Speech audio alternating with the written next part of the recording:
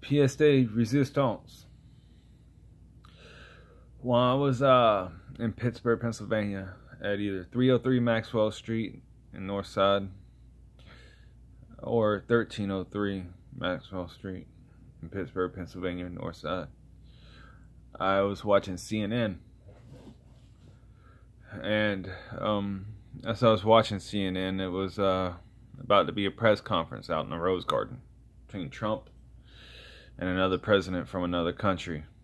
And yes, I do know the country, and I do know the president. Well, I don't know his name, but I do know he's the president of that country.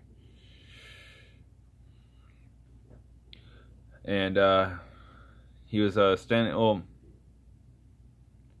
it was the Romanian president. He was standing next to standing out in the Rose Garden getting ready for a press conference. I'm sitting there saying, at this point in time, I'm sitting there crying. And Trump says something, he's like, he still doesn't want to hate. And I looked up, and that's when I realized that Trump knew where I was and knew what was happening. He knew what the skinheads were doing. He knew what Trejo was doing. And I'm guessing a lot of people knew that a lot of things were happening because of the fact that they rich people got involved, I guess. It came down to politics. Trump said he still don't want to hate. Don't he know I'm just a placeholder? Which kind of pissed me off in a way, because of the fact of the matter is that I was going to become a politician. Not a placeholder, but a politician. Now, as LeBron James was trying to set me up for murder or whatever, apparently the person that was setting me supposedly wanted me framed for murder was Rick Scott. I watched an interview, even Trump's son said to say mouth to another guy saying, well, Rick Scott was going to frame him for murder. As well as that I was also locked in TMH, Baker acted, because they said Trump was going to give him coverage or something like that for my heart to give out. And yes, I am the guy that literally said that. They asked me how I felt about Trump. I looked at a guy and said, well, I was in there and said yes. They asked me how I felt about Trump, and I looked at the guy and said, I gotta go take a shit. Even the Secret Service was laughing about that. Which was pretty funny. This came to a realization that people knew about me. And I'm pretty sure that's what the ex-presidents were laughing about when Bill Clinton was speaking. Bill Clinton spoke of me when I was in Tallahassee before this escalated so far as it did. Everybody knew about me. Nobody did nothing. And he probably had it right. I had a broken heart. But even with a broken heart, I still had more heart than most. More heart than a lot of y'all motherfuckers. So, as this goes on, apparently the guys that were at the Niagara Falls were supposed to be Green Berets. They said in front of me that Trump wanted them to throw me over the edge. And they were speaking right in front of me, not like loudly, but whispering in front of me, and I could hear what they were saying. Yes, I can't ID him.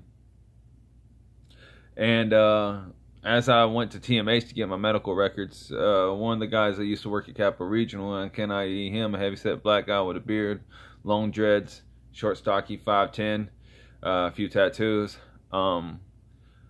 He even said that if they asked him what they did, that he was going to tell them the truth, that they was trying to hold me until my heart gave out. That they can say it was a natural cause. The reason why I'm saying this is because I can't get proper health care until this comes to light. I can't find out what truly is wrong with me until this comes to light. That's a scary thing. Knowing that the president that signed the tax bill that took away 12 million voters' health care insurance away, just used the medical system as a weapon. It makes me wonder how long the dynamic of it, this was all tied. Now, what I'm wondering is the connection. It's because a lot of these people knew who the fuck I was. Even Megyn Kelly said the American people need to hear about this. She said it at a bus station. Said at a bus station as I got back to Cleveland, Ohio. I was headed home. I was headed back down south. Because truly, I don't know where my home is right now. And that's what it feels like now. That's the way it feels. So, as a person, and Trump said he was following some fucking code of conduct because I saw him when he got off the dynamic of the president and he mouthed it to the French president or whatever. And a couple press conferences, like he's a total fucking fuck up. He doesn't know how to keep anything quiet. He always running his fucking mouth. Other than that, he probably would have got away with it. They were supposed to Lee Harvey Oswald my ass out. That was said in the Rose Garden. In the Rose Garden. Right in front of a live fucking press conference. I had a professional baseball player. I was sitting at a sandwich shop in Tallahassee as my going back and forth from TMH, and I had a professional baseball player even said that could happen to any of us. That Trump was going to Lee Harvey Oswald his ass out. That's the reason why I thought the grassy knoll was kind of funny. It's kind of funny in its own irony. I almost died on the grassy knoll.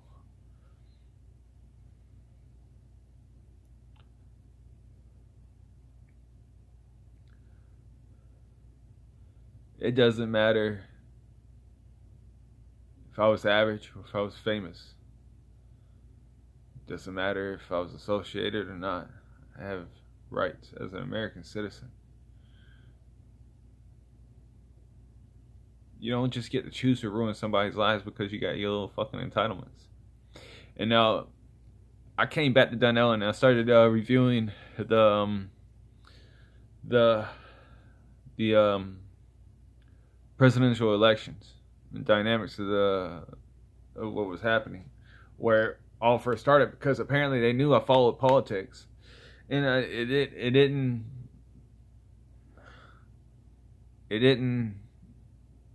surprise me because at the end of one, even at the end of the few presidential elections, they even threw a camera on a woman that looked like a favored my girlfriend. And they even moved the camera like it was supposed to be synopsis of, see, Raphael School of Athens. This is how I learned it. Raphael School of Athens showed the intertwining of emotions and behavioral sociology, meaning emotional environment, such as an oculus. This oculus view can create the behavioral science of sociology. So, the dictations of the point of view of the narrative or the perspective of the viewer in general creates the behavioral actions. Now, if you do this and apply this, it's kind of like applying a virtual dynamic to what they're looking at, applying their train of mind, their psychology to their point of view. And if you apply this in a pressural state of mind, in a pressural environment, it can cause either somebody to snap, flip out, or whatsoever. Now, I reviewed a bunch of things on the president and on the presidential election. It's funny because I'm wondering exactly who gave the fucking order to say that my life wasn't worth shit. That I fit the profile. That they could just throw my life away because they felt entitled to it. Because whoever that was. Because technically I watched a lot of presidential debates, and the presidential debate was Democratic, the one that showed the girl that looked like my fucking girlfriend at the end, and even fucking moved the camera around. Even the public debate, you could see that people were getting teary-eyed and red-faced, and dynamic of it. And I watched an interview or whatever when Trump was meeting up with Rick Scott. Rick Scott said something. And apparently, Rick Scott said, everybody knows that I was going to frame him for murder. What do I do? How many people jumped at the thought of fucking destroying my life over what? Social judgment. At what point did any of y'all think that my life was worth shit? That I did not have a right of happiness, of a future? I don't give a fuck who was involved or anything. I would never, ever go against my motherfucking country. Even if the guy sitting in office ain't nothing worth a fucking piece of tissue wiping my fucking ass on. It's a fucking balled up piece of shit.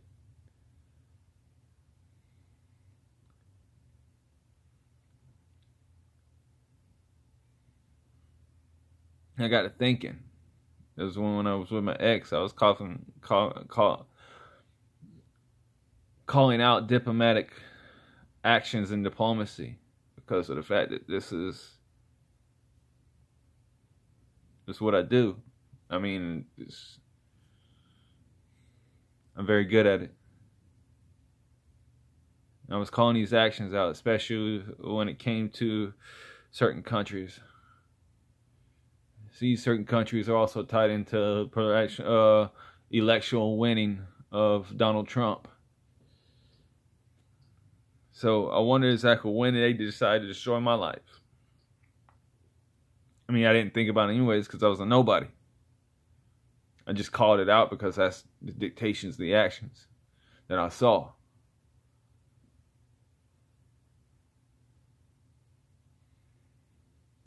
It can happen to any of y'all.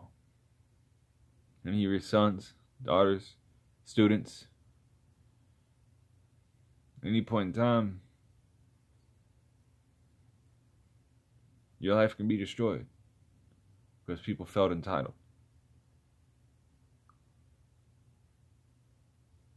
I'm a direct connection between Trump and skinheads. I'm a direct connection between Trump and Trejo. I am a direct connection between Trump and criminalistic acts.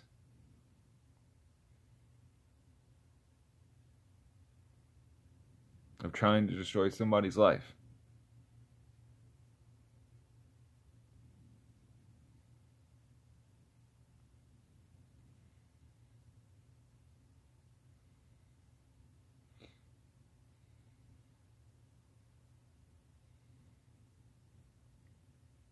I'm supposed to be a father. I'm supposed to be a husband. I'm supposed to have a mortgage, a wife, a family.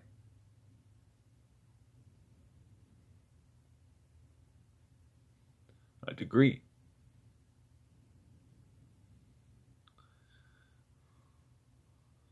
I'm supposed to be a politician or a cook. So I thought about going to France, learning how to cook. Just because I like to cook. I was never a horrible person.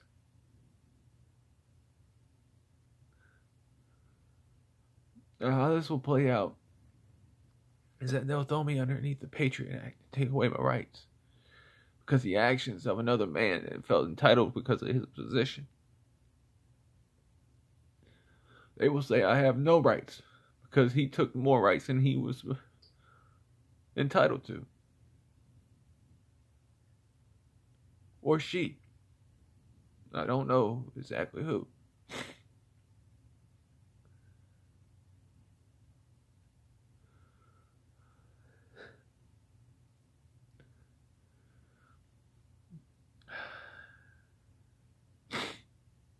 just because they expect me to lie down and accept that.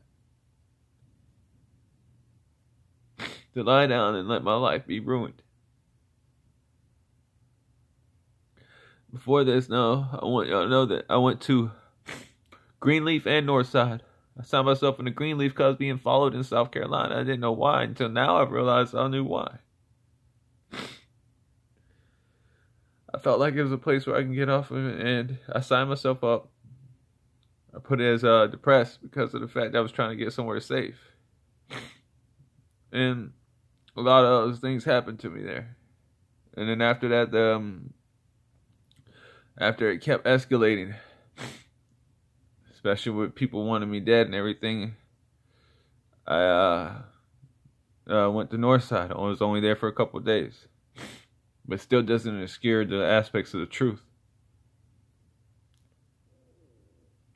I can pass a psyche eval easily.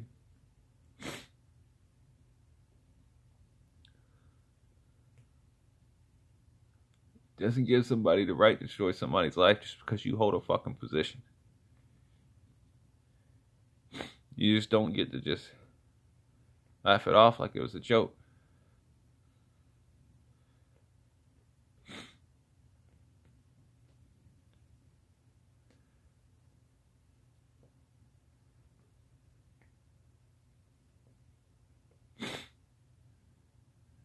You think he said he was following a code as a president.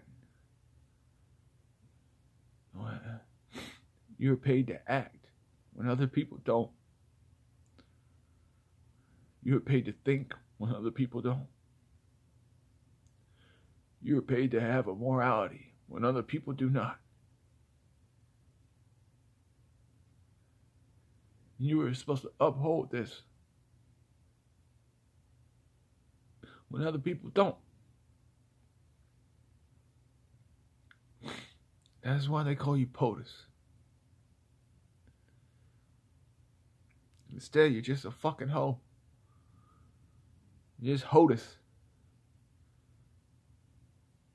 You're just a hoe in a G-string.